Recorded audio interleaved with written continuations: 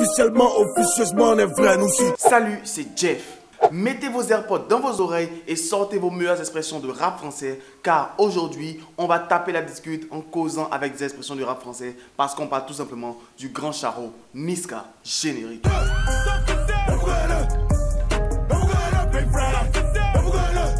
Je suis toujours en mode rattrapage des clips que j'ai ratés et aujourd'hui on va parler de Niska et son clip 44.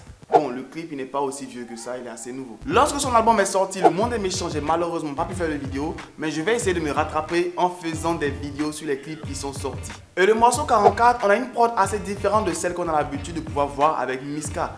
C'est une prod que, comme l'a dit le beatmaker qui a fait la prod, il n'aurait jamais pensé envoyer cela à Niska parce que lorsqu'il écoutait la prod, il pensait à tout le monde sauf à Niska. Déjà, avant de commencer, sachez une chose très importante concernant Niska. Pour des clips de Niska, oubliez tout ce qu'il y a comme scénario et mise en scène.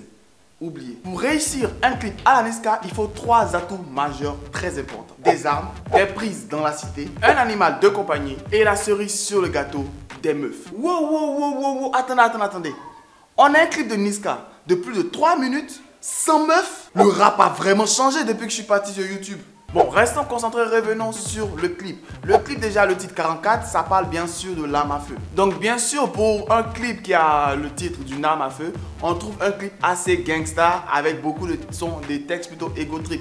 Donc, on a une ambiance assez, on peut dire, assez gangsta, assez chef de gang et tout ça dans le clip. Donc, bien sûr, les paroles de la musique, ils parlent beaucoup de substances, d'armes à feu et de meufs. Même si au passage, il y a tout le reste sauf les meufs dans le clip. Revenons toujours au titre. Je ne suis pas un expert en armes à feu, mais moi, quand j'ai vu 44, j'ai pensé au AK-44 direct.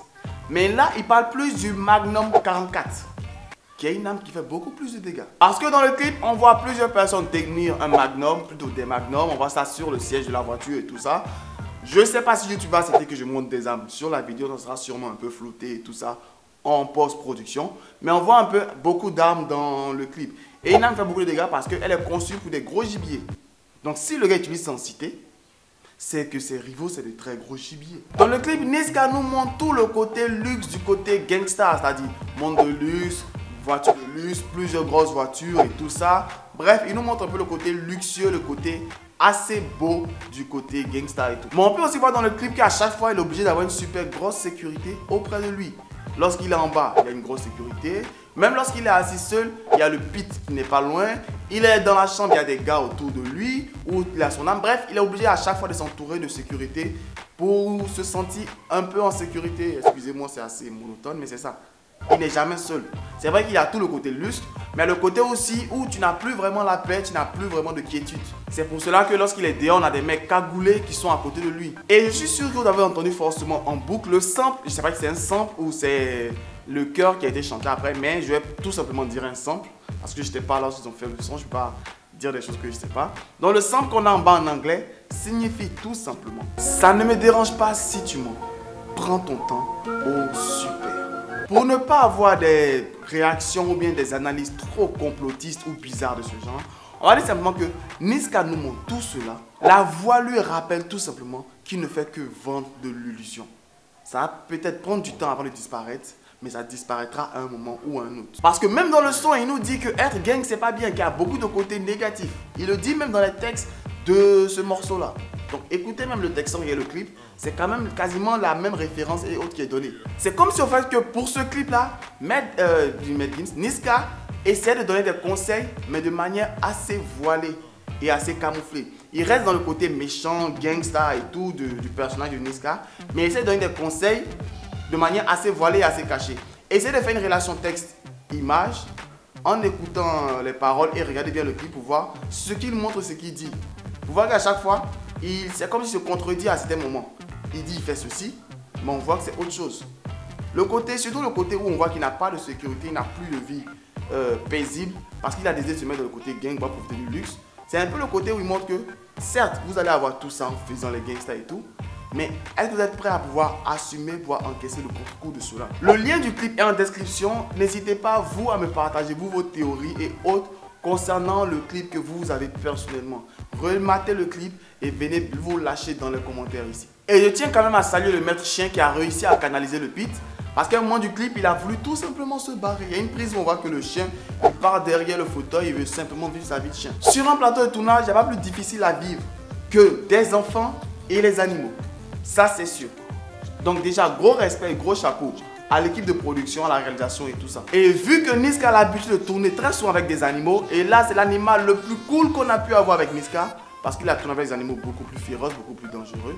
Donc tout simplement, le réalisateur ou ses réalisateurs, je peux juste vous dire, il y a quoi à vous. Ça me fait très plaisir et super vraiment kiffer de voir vos réactions en commentaire, de voir le nombre d'abonnés et même voir les messages que vous me laissez sur Instagram et tout ça.